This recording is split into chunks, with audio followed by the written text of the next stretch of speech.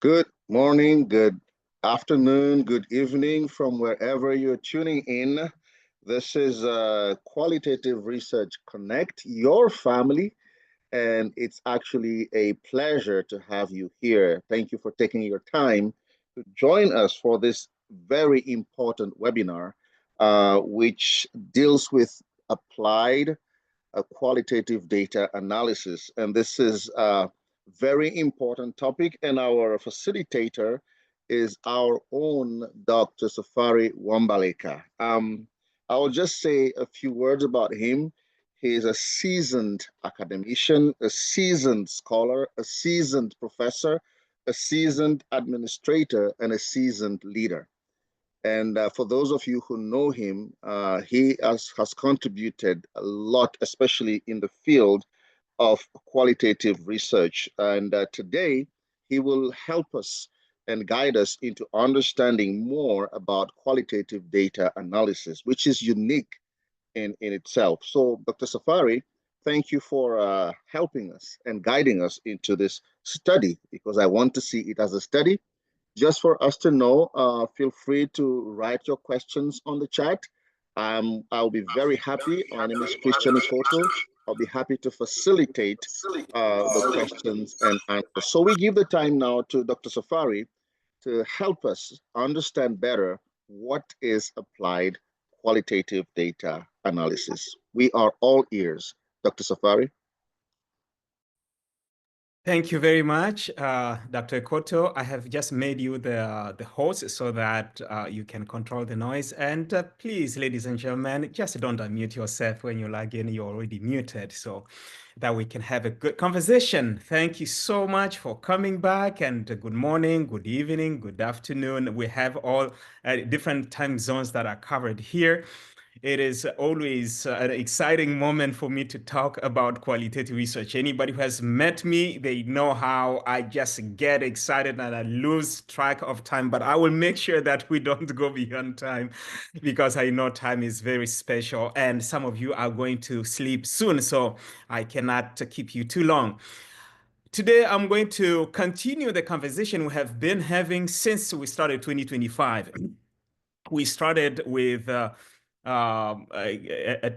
presentation by Dr. Ranjith Gladstone in the middle of January, and we had an interesting session with Dr. David Morgan, who looked at how we can use artificial intelligence in data analysis. And today, I just wanted to take a complete flow of the steps that we take in qualitative data analysis. And so I will go over this, but there's a whole lot more details behind the scenes that I'm not going to cover because we just have only 1 hour to talk about this. So Qualitative Research Connect is here to empower and transform. This is what we stand for. This is what we started in January. We launched this in January of this year officially. This is official. This is legally registered organization here in the United States, and we want to welcome the members. Now, some of you have become regular members, and Dr. Koto will share with you later on how to become a member if you are not yet a member. But our webinars are free. You can attend with the webinars.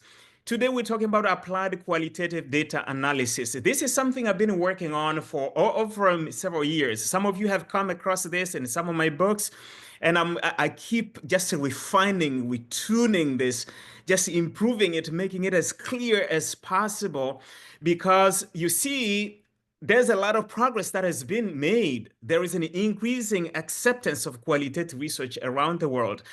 And the evidence we have, we can see the number of people that we have here. Before, if you had something like this, you'll probably have very few people who show up. But now, it's a lot more and more accepted. We have an increasing enthusiasm about qualitative research. I'm no longer the only one who's enthusiastic about this.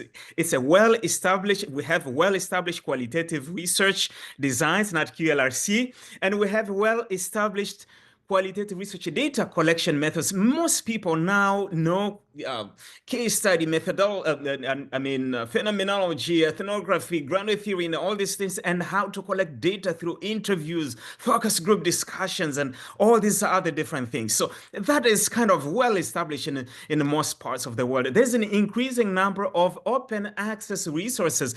Before, I remember, and now I'll sound like an ancient of ages, it was hard when I first heard the word qualitative research was in 2004 or 2005, and a whole library of three-story building that was so huge that you get lost in. We had only 6 books on qualitative research in the university where I was studying. So it just didn't exist. It was hard to find materials, and internet didn't have anything.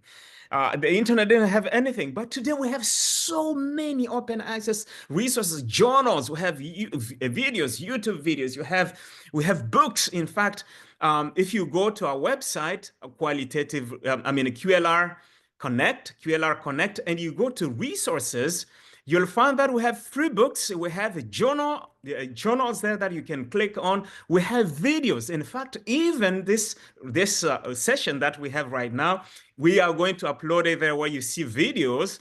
That's where you'll be able to find that within 24 hours, it will be already there. So there's so many resources that learning qualitative research has become possible. Whether you have classes on qualitative research or not, today you have an opportunity to learn qualitative research. But here comes the challenge. Everywhere I go to speak on qualitative research, everybody is excited. Everybody knows about these data collection methods. Everybody knows the pros and cons of qualitative research. Everybody knows about rigor and trustworthiness. All these concepts, people know about them. But the challenges that keep coming are too much data. Once we collect data, we get carried away with data. We have too much data now. We have to analyze that. We do not know what to do. We have complex data. Just so many facets of the data that we do not know where to go, how to go about it. And the worst part, unlike quantitative research where it's a survey and everything is strongly agree and so on, this data is unstructured. In fact, when you're doing interviews, I remember conducting interviews in Puerto Princesa for those who come from the Philippines, and I had asked, just like a good qualitative researcher, you ask the participant where is the most convenient place for them to be interviewed. So these were international students studying in Puerto Princesa, and they told me, "Hey, we can go to our apartment and you interview us at the apartment." I said, "Okay, sure." And I think that when we finally got there, they realized that probably the apartment was not clean enough for the teenagers. So they said, let's just do this under the mango tree. So we went under the mango tree. I had my laptop as a recording and also my phone as a recording. And as soon as we started, I just discovered there was going to be an issue because I would hear the tricycles passing, cars passing, dogs barking, and the chickens in the background. And sometimes the neighbors say, "Hi, how are you?" And so all these things were being recorded. And when time came for me to analyze the data, it was not easy because I have to choose which one is data and which one is not data. So you find that you have a lot of things that are unstructured. And of course, you have a potential bias. This is something that we know in qualitative research, that when we go into a study, we have some bias, we have some preconceived ideas, and we need to find a way to some kind of control this bias so that it is not influencing significantly our data. And another one, the last one, many people really have limited expertise with qualitative data analysis. Whenever you see QDA, it's a qualitative data analysis. And so when people get to data analysis, they get stuck. most people who are limited in qualitative analysis, when they get to data analysis, they get stuck. I enjoy data analysis very much. I love making those connections between things that people are talking about. In fact, even when I'm having a conversation with somebody, I'm always interested in making those connections. But this doesn't come naturally to many people. And so I said, okay, let me work on a step by step, 10 steps, 10 steps. And these steps, I'm calling it now for the first time, starting this week, applied qualitative data analysis model.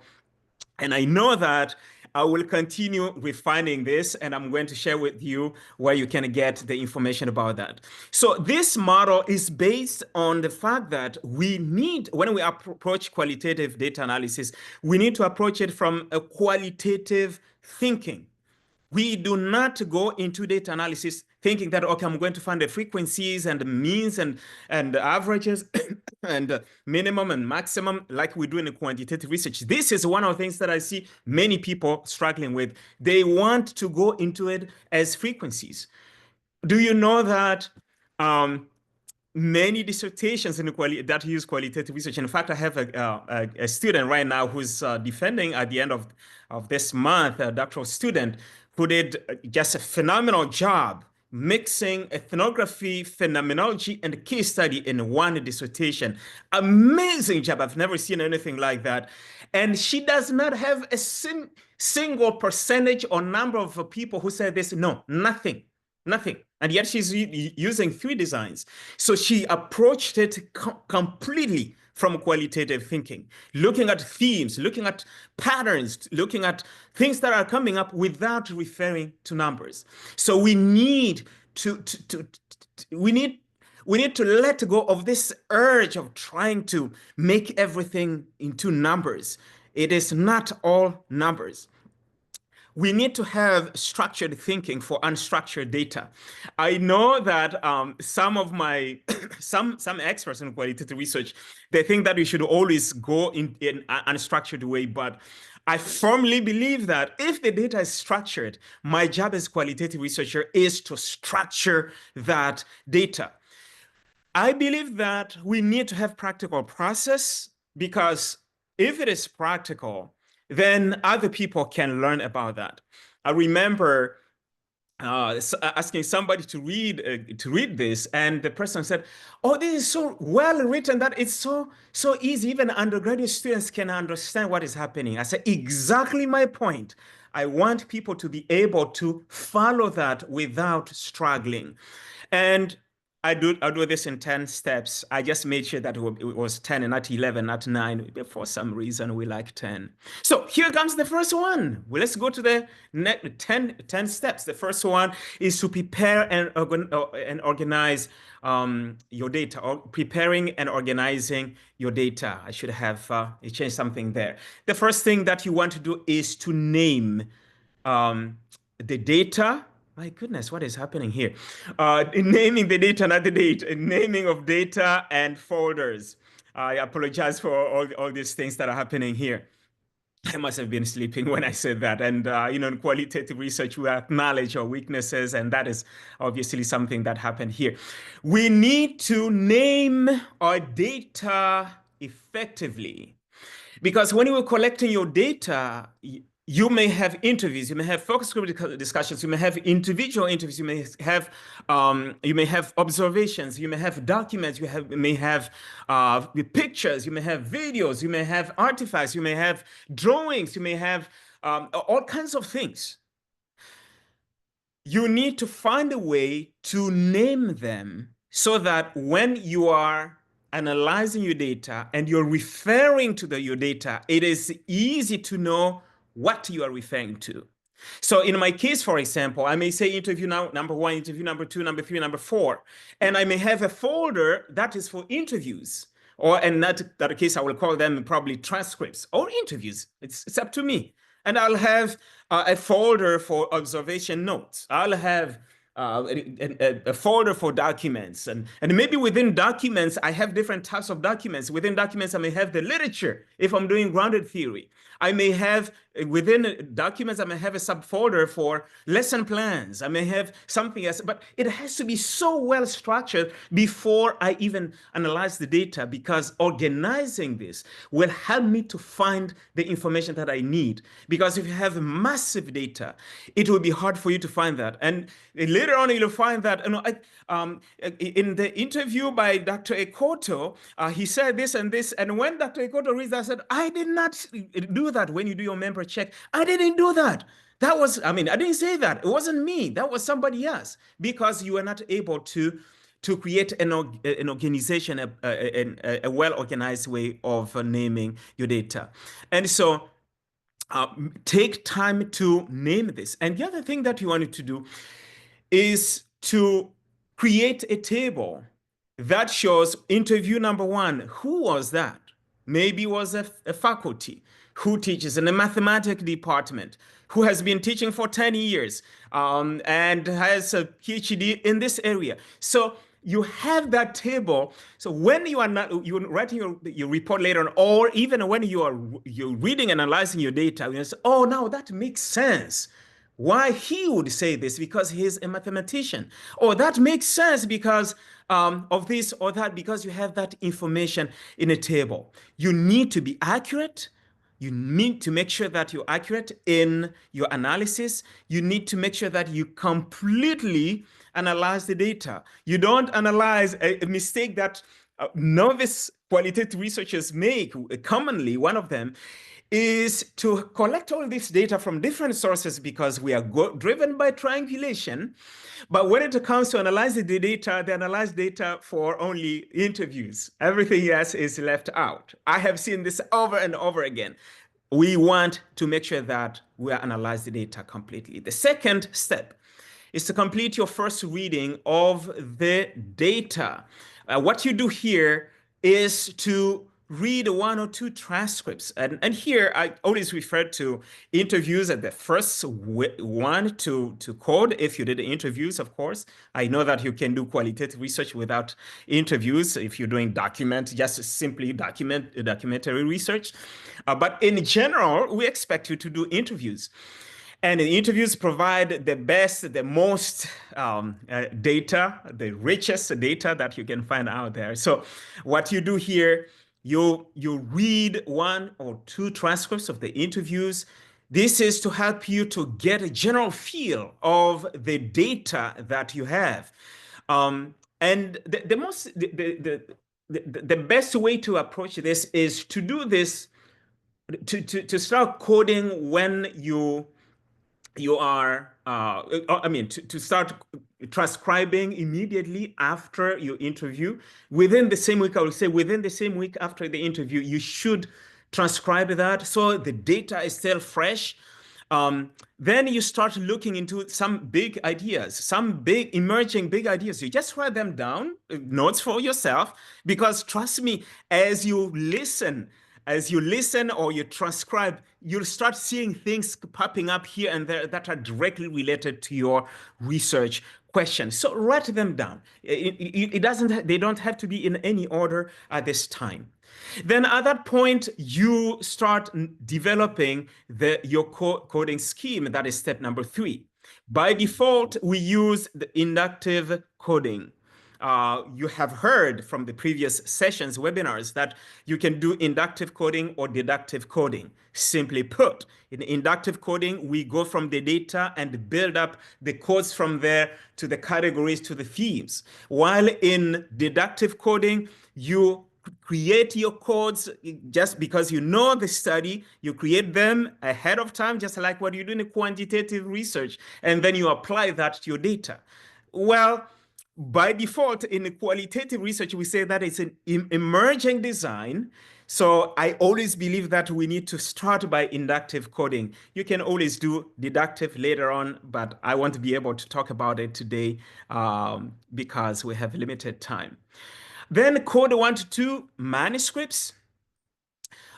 By coding that, you are developing the coding scheme. And as you are coding that, which we talked about in January. Dr. Ranjith Gladstone talked about that in January. You are assigning meaning to chunks of data. That's what we call coding. And then you develop the preliminary coding manual. By the time you finish 1 or 2 manuscripts, you have the first draft of your coding manual, or we call it coding guideline or coding protocol. It's the same thing. What is it? It's a list of codes that you are going to apply to your data.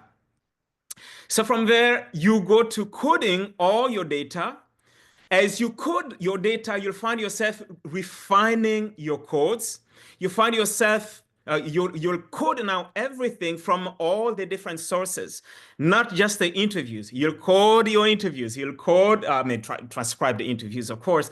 You'll code your notes. If you had observations, you will code your field notes. If you had documents as a source of data, you will also code that. You make sure that all these things are integrated in one coding document. You may be using software, that's fine. If you're using a table or Excel or Microsoft Word, it's up to you, whatever you're using. I hope, I hope most of us are no longer printing everything and creating a color code. So Dr. Maria, that's how we were taught in the early days. You have to print everything that's transcribed and have one big room and put everything on the floor. And then put, once you create the codes in your mind, you color code them and you put those stickers everywhere in the room where they belong. I mean, it was a painful situation, but today you can just do that in an easier, more efficient way. You need to pay attention to recurring ideas or recurring themes or recurring codes as you code your data. And you say, well, but I thought this comes later. Yes, there is these steps, they are not mutually exclusive. You'll write these things and later on you'll integrate them in other steps as you go. In step number 5, you now look at all the data you have finished. You have finished coding everything. You group the codes into categories. So you look at the codes and you ask yourself, okay, how do which ones fit together and I can put them together. And once I put them together in a group, they become one category. I can put them in one bag.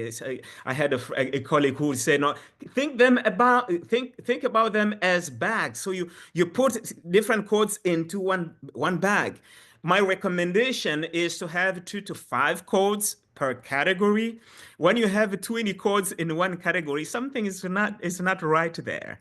If you have only one code per category, that may be a little uncomfortable for most people. I know that we may differ, different experts may differ about this, but that's my take on that, at least from personal practice, personal experience, and experience I've seen with my students, that somewhere between 2 and 5 is kind of the sweet spot as far as the number of codes is concerned. So while you are grouping codes into categories, please keep in mind the research questions, because you're analyzing your data to address your research questions. Never miss that, because the fact that your data is all over and unstructured, you'll find some important information that's, let me go this direction as well. No. Even if it's good, you may write those notes if you think that there's something good that you can publish on, maybe. Write that on the side, put it on the side, but here you are focusing on what is related to your research questions.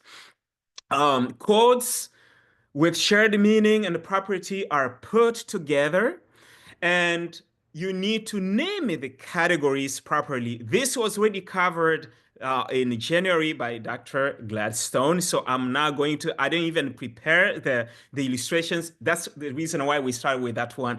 And if you are not there, you can access the recordings. You just go to QLR Connect, our website, and you scroll all the way down, you'll find YouTube, the YouTube icon there. Once you see that YouTube icon, just click on it and you'll see all our webinars there. It will be webinar number 12. That's where he discussed this. And he had a lot of illustrations. So the next step number 6 is to clean the codes and categories. Because as you're working on these, you'll find that later on, you'll find that some of the things are not fitting very well together.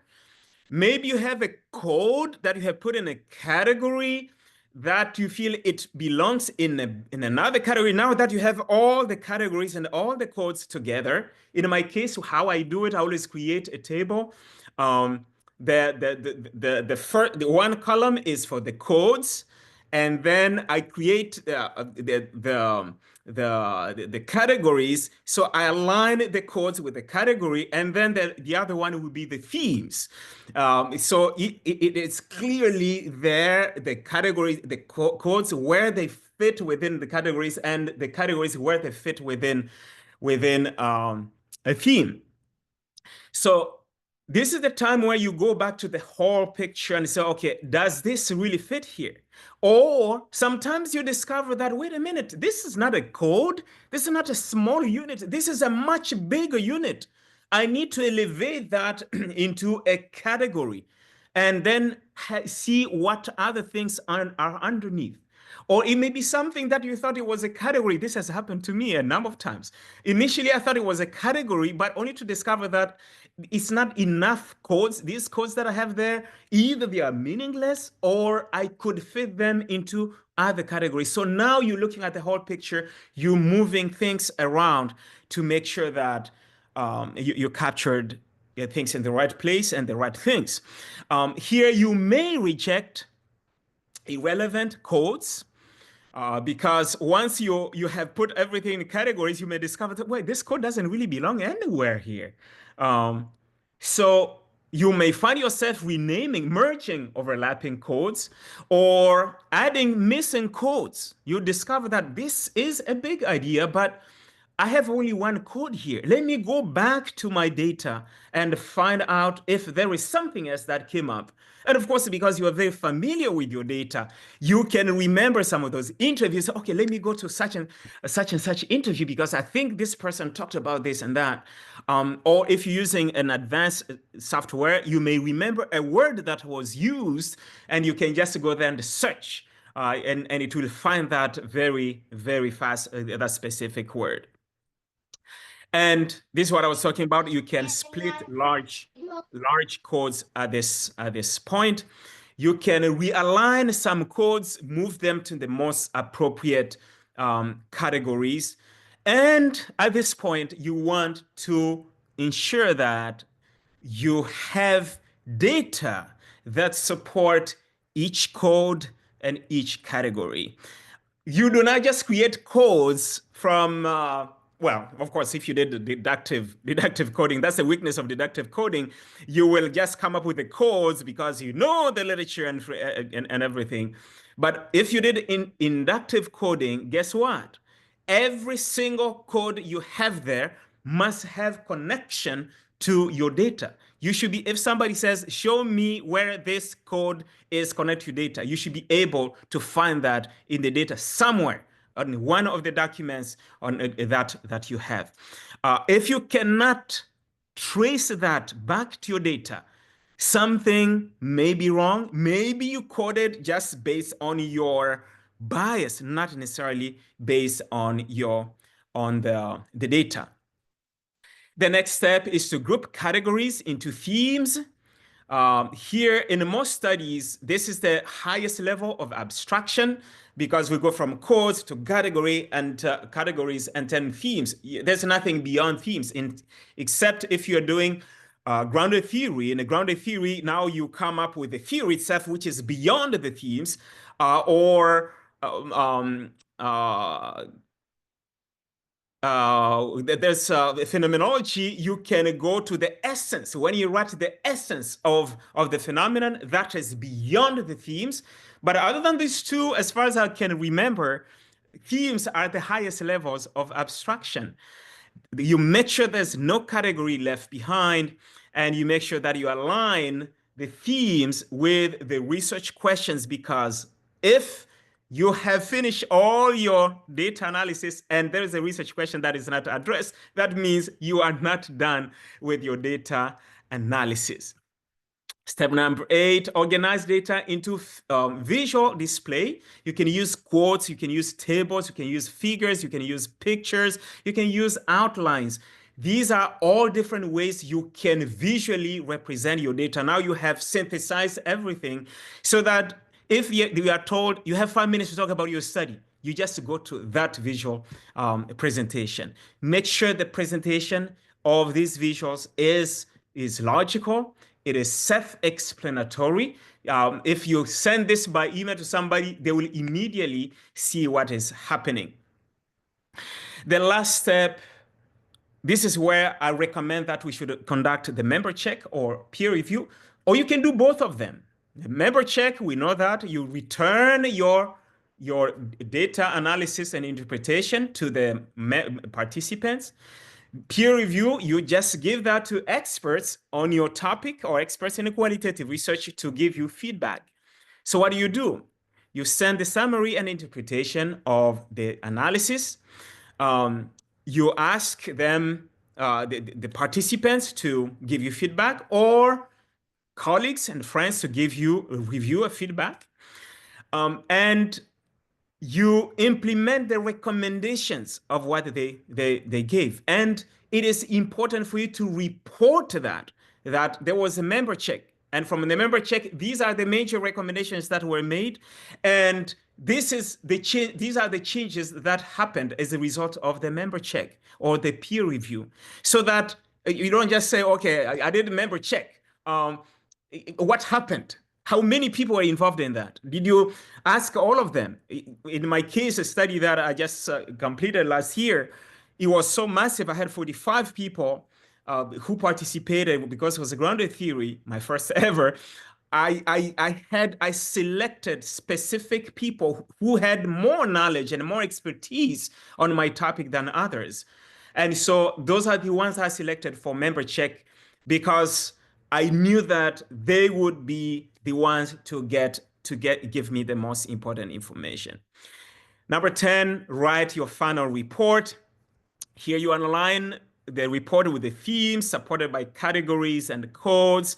You align the report with the research questions, making sure that all the research questions are addressed. Then you go to your discussion where you restate the research questions and then you give the answers based on your findings. And then you connect that to the existing literature. That's what we call discussion of your findings. And then you go to the implications for practice. What should people start doing as a result of your study? Theoretical implication. How does this relate to the theoretical framework that we started with? Does it confirm the theories we started with? Does it expand? Does it reject the theories that we started with? And then the future research. What other areas should we do as a result, we should go to as a result of this study? Then you proofread the whole report. And then from there, you can go ahead and publish that. In the whole process, as we come to the end, you need to be accurate. You need to be complete, data analysis. You need to make sure you are doing things ethically. Remember the ethical considerations you started with. You carry this throughout your study, not just in data collection, but also in analysis and reporting. And you need to keep in mind the contribution of your work to the field, because we're not just doing this for fun. We are doing this also to improve practice, our lives. And advocacy, how do we change people's lives from this study? And the last one, we want to make sure that we are following professionalism and to make sure that our researchers' reflexivity is carried out. We are keeping in mind and in check our biases that we have. I'm going to end with this. If you want to have more information about this, this is the newest book published just 2 weeks ago, Qualitative Research Primer. That whole model is represented there with a lot more details and a lot of examples, illustrations. Every single step that I put there has illustrations. every single step with illustrations and with a lot more details, because we could not keep that in just 30 minutes. If you want to get this book, it's on Amazon already. You can get it on Barnes and Nobles and all these other platforms. You should be able to see that there. This is the newest book I just published 2 weeks ago.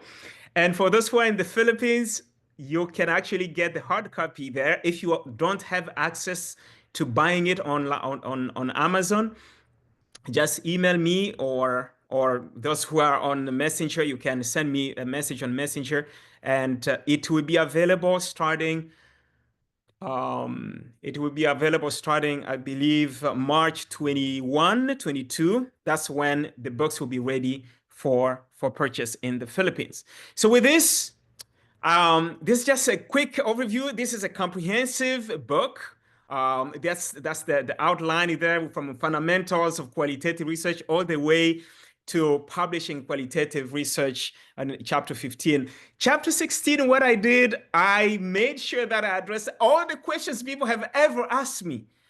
So if you have just questions, okay, is qualitative research actually valid? How do we make sure that it's very strong, and so on?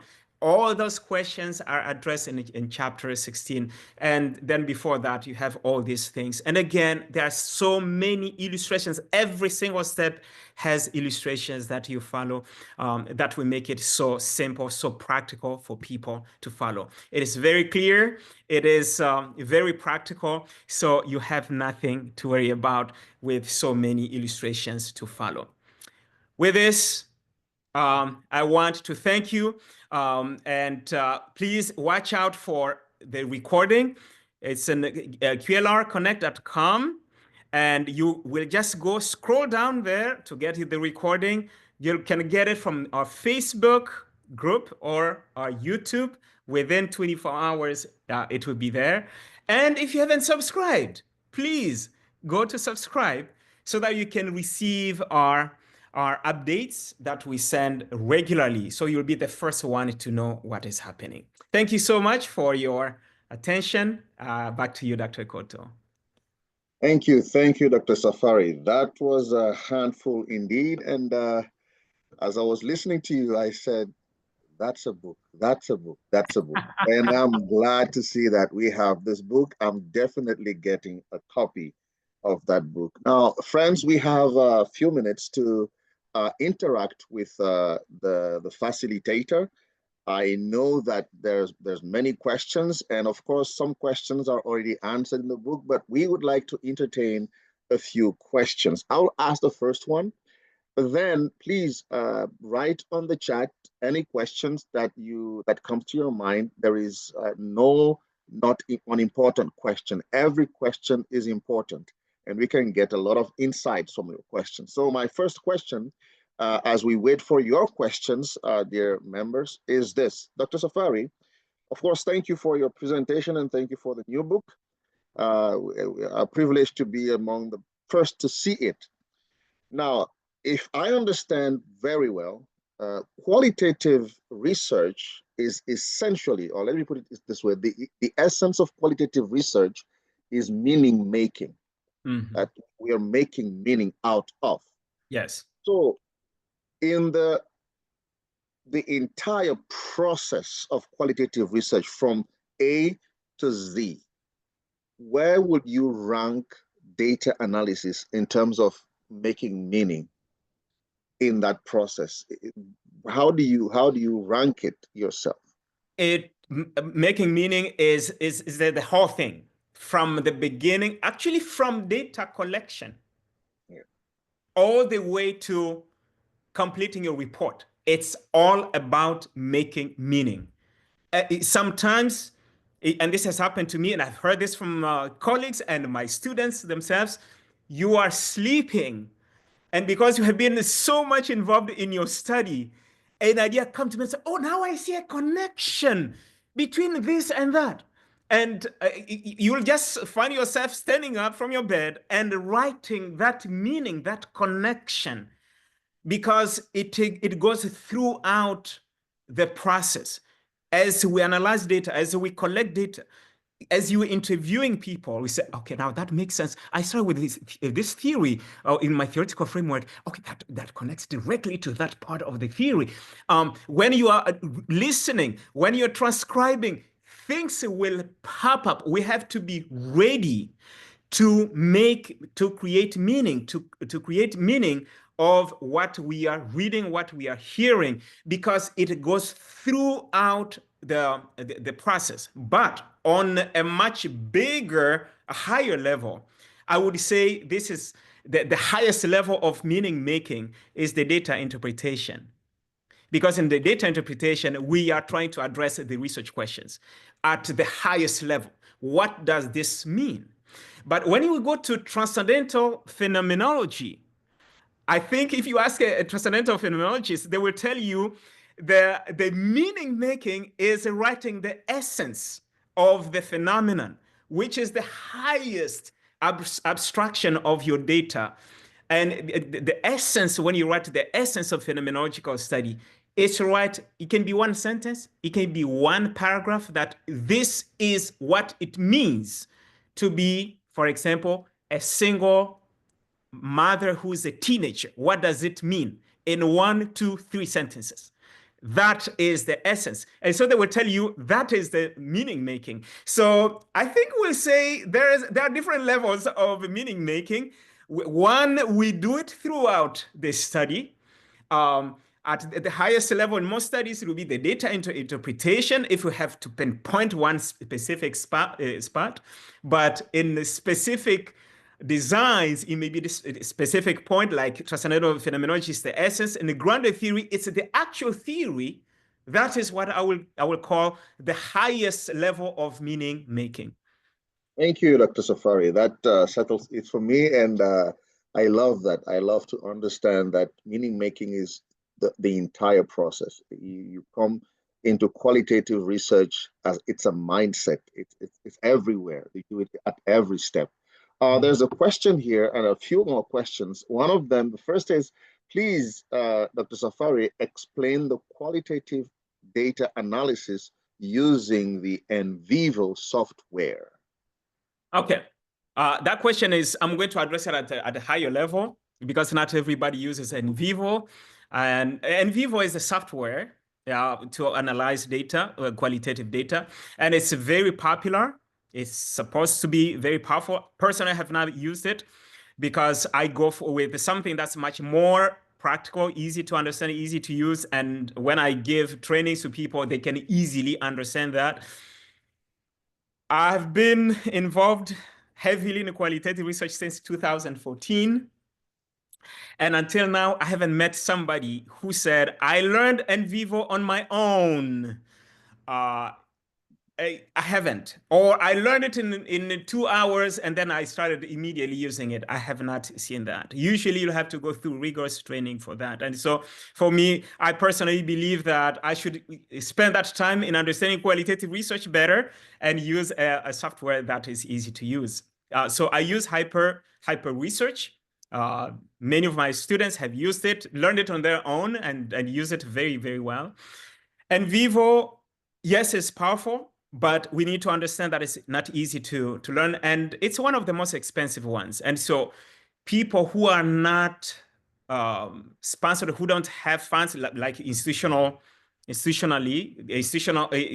is not funding that, you find it difficult to acquire financially and also for learning. So if you have the means and you really want to challenge yourself, go for NVivo because it is a prestigious and reputable software. But if you don't want to go through a lot of hardship learning, you can get something that's much more user-friendly. Max QDA is another one that is very powerful. But it's a lot easier to learn. Atlas T, somebody has mentioned Atlas T. Yes, that is also another one that is easier to learn, and I would say it's equally powerful. So let's say it depends on your resources and your preference. Some people prefer NVivo simply because it's much, much stronger in doing grounded theory. So they will go to that. And some people just think that NVivo is a lot easier to use, which I never understand because nobody can learn it in 2-3 hours and use it. So it's a matter of preference. As long as you have a software that meets your needs, that's the one that you should go to. You can learn it and you can afford it, and it is suitable for your needs. Thank you, Dr. Safari, and which tells me that we have options Yes. in terms of software, and Long. preferences dictate which one we can use. Now, Yes. Yeah. there's quite a few questions. I'm not sure we'll be able to address all of them, but we'll go one at a time Okay. until the time is exhausted. And the next question is, how do we ensure that in the process of data analysis, we meet the criteria, and I love this, for trustworthiness in qualitative research? Oh boy.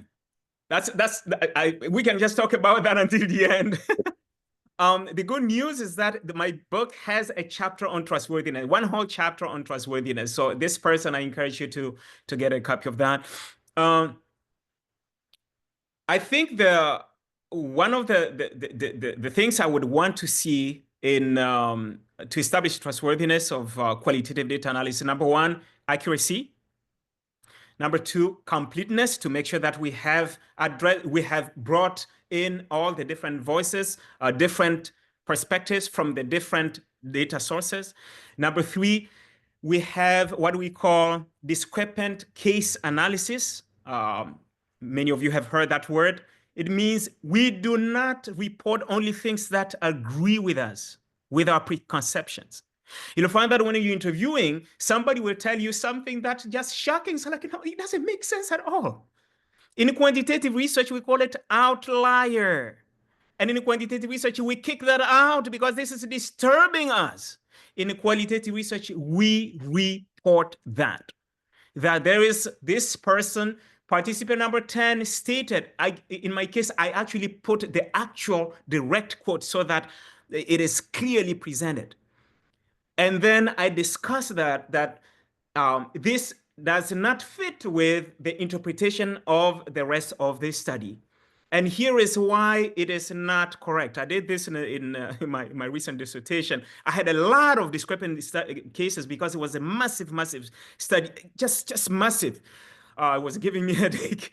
And every single research questions I had an area where I addressed research, the discrepant case. So by doing that, you are showing your readers that you have nothing to hide. The other thing you want to do is your researcher's reflexivity, where you are catching your own biases. You report that the interpretation is this, but it may be due to this other thing coming, for example, being a Christian researcher. I look at this from this perspective. Maybe somebody who is an atheist may look at it from a different perspective. So by doing this, you are showing that you are as open as possible. You are reporting things as clearly, as openly as possible without any hidden agenda. And if you have any agenda, you report that. That's part of the researcher's reflexivity. These are some of the things that I can think of. Thank you, Dr. Safari. I would like to jump into a question that is beneath because it's connected to this. Mm-hmm. But before I do that, there's one clarification that is needed. Did I hear it right? For grounded theory, theory is higher than themes.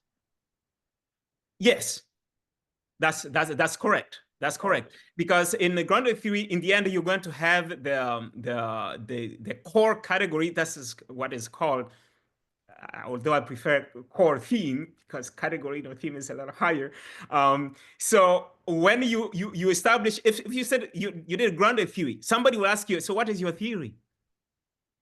You are no longer at the theme level. If you cannot address that question, you are not done yet with your grounded theory. Thank you. So earlier we spoke about trustworthiness, and there's a question here. It states, You mentioned reflexivity. I am confused between positionality and reflexivity. Can you explain the difference? Yes, it is the same thing. You'll find some books will talk about positionality or positioning.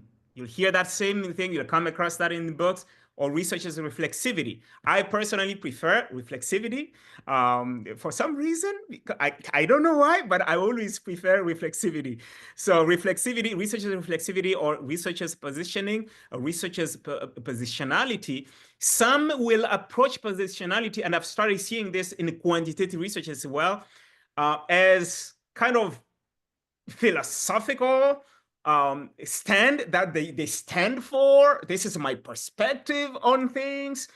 But reflexivity, and that's why I prefer reflexivity, which is I think a lot more on the qualitative side. I don't know.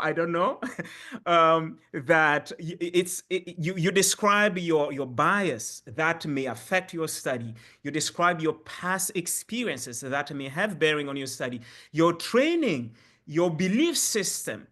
In my case, as I told you, I may say, well, my religion may have a bearing on some of my data interpretation. If I think that might, I will also report that all these things may have an impact on my study. And so by stating that out loud, writing that down in my early steps of my study, it's not just for the fun of reporting that, but also to keep this in view as I conduct this study, and even much more important in my data analysis, to make sure that my data interpretation is not just my biases, but it is really based on the data.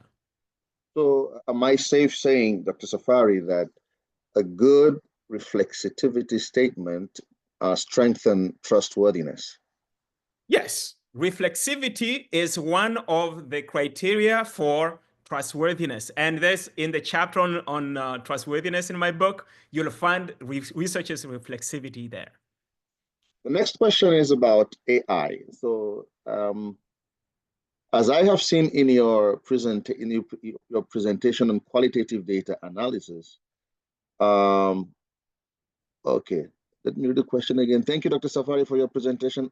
As I have seen in your presented qualitative data analysis, that was actually consisting of many steps. Is there any mnemonics, not AI, but any mnemonics for us researchers to easily remember each step? I think I have not thought about it from that, because as far as I'm concerned, and those who have taken research classes from me, I do not require students to memorize. So mnemonics will be something that some people want to memorize. In most of my research classes, you actually, even in the exams, I ask you to open your books, because you are a researcher. A researcher doesn't close the books. The researcher opens the books. So you have the 10 steps, and I don't expect you to memorize them. I just want you to have them next to you when you're writing your study. yes, thank you, Dr. Safari. And I think that all of us can remember one thing when you talked about the model. It's applied qualitative data analysis model. It's ACDAM. So at least that we can remember. Okay. That's a good Good one. evening, everyone. I'm from India. If everything is done by AI, what does the researcher have to do? Yeah. Should we rather, this is the question, should we rather focus on mastering AI than the actual data analysis? Last month, we had Dr. David Morgan talk exactly about how to use AI in data analysis. And so please, this person, if you didn't attend last month, I want you to go to qlrconnect.com, scroll down, click on the YouTube icon, and watch that, because he provided just a lot of good information there. But here's the synthesis of my answer to that question. Whether Okay. you're using NVivo, using hyper research, or AI, you as a researcher, you use that as a tool to help you with your data analysis. It should never replace your thinking. If it does, then we should not even do research. Just let it do it. I mean, what's the point about this? Yesterday I asked AI, what if I just give, right now we have word genie. You can just give the ideas, put the ideas there of a book you want to write, and just click. It will write the whole book for you. Do you become now an author? No, you do not.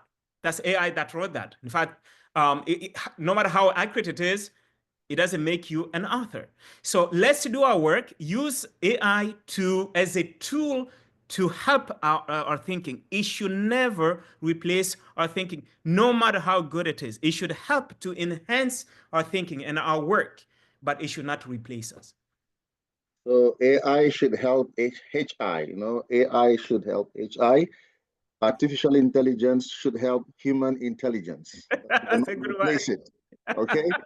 So considering the new, and that's the last question before my last question, because you have just a few minutes to go. And other questions, you can connect with us on our website, and I'll write an email to the qualitative research team, and we can address those questions. So here's the question. It's a long one. Considering the nuanced contextual knowledge and domain-specific expertise possessed by the proponent in the data's collection and initial interpretation, how critical is their ongoing guidance to ensure the fidelity and validity of subsequent analysis, especially when dealing with complex and proprietary data sets? Example, Max van Manen, hermeneutic phenomenology; Mustakas, descriptive phenomenology; Glaser and Strauss, constructivist grounded theory. That's the question. Thank you. This person has two things that are happening. One is on the content area, the other one is the methodology. So on the methodology side, you need to stick to the research design you're going through. So you're going with. So if you're doing Mustakas, you're doing phenomenology. In phenomenology, which type of phenomenology are you using? Are you using interpretive, transcendental phenomenology? Are you using Are you using Van Manen? I don't know. There's something here. Whatever you're using, you want to stick to that. You have to stick with that. So that's the methodological side. If you're doing grounded theory, which type of grounded theory are you using? You have to establish that and follow that. That's the methodological side. In the content area, you started with a theoretical framework. That theoretical framework is guiding where you headed. It doesn't matter if people are coming from different academic fields. You have your theoretical framework. You have your research questions. Those are your guide. No matter what people are bringing, you want to stick with that.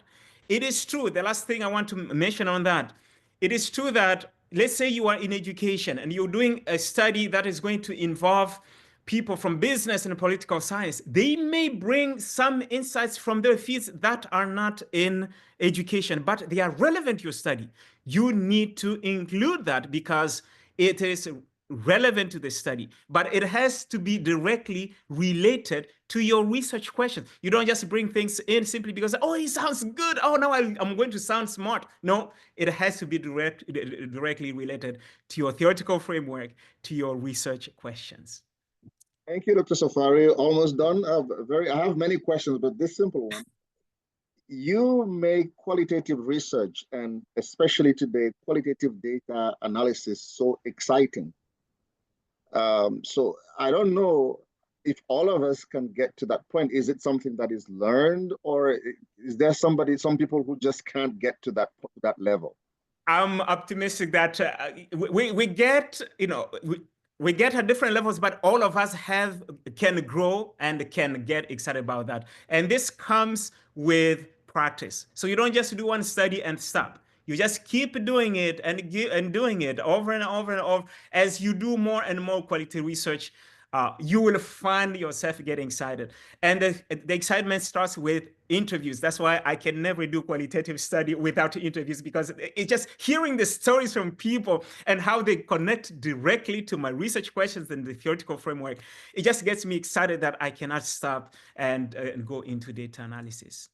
Okay, we are a minute away from the time. A few announcements. Thank you, Dr. Safari. Thank you all for joining us. So the webinar recording will be available on our website within 24 hours after the end of this session. So all of you who are interested in this recording, just give us 24 hours and you'll get it on the website. Number two, the certificate of attendance is to be sent to registered QRRC members only.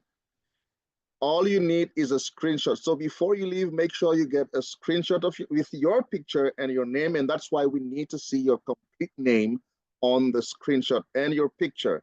And you send that screenshot to info at qlrconnect.com, qlrconnect.com. To become a member, again, the website, check the membership icon, and then fill the form that's in there. And that's it. You become a member of our community. Invite many, publicize the website, join our webinars. Let's meet the next time. Thank you, Dr. Safari. Thank you all. Have a pleasant day and a wonderful night for those of you who are about to sleep. Thank you, thank you, thank you, and bye-bye.